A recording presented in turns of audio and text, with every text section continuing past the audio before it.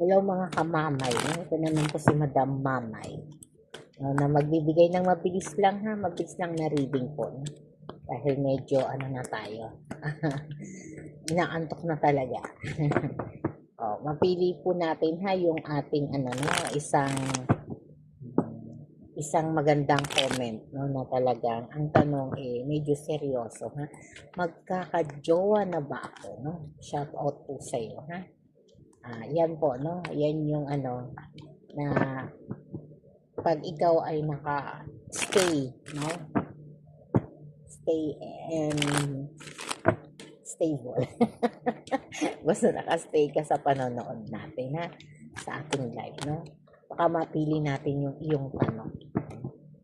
Okay po, no? Magkakajowa pa ba ako, no? Parang kasi ano, no? Yung ano niya, parang walang pag-asa, no? O walang dahilan, no? Pero sabi niya, no? Yan, no? Ang Hierophant, Nine of Swords, no? At the Lovers, no? Bakit anong nangyari, ha?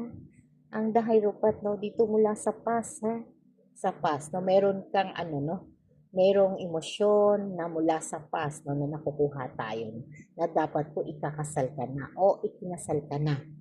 No? Ito yung long term no, na emosyon, commitment no, na talagang nagkaroon po no, ng pagkakaintindihan no, o pagkakaisa dito sa emosyon na to. Ha?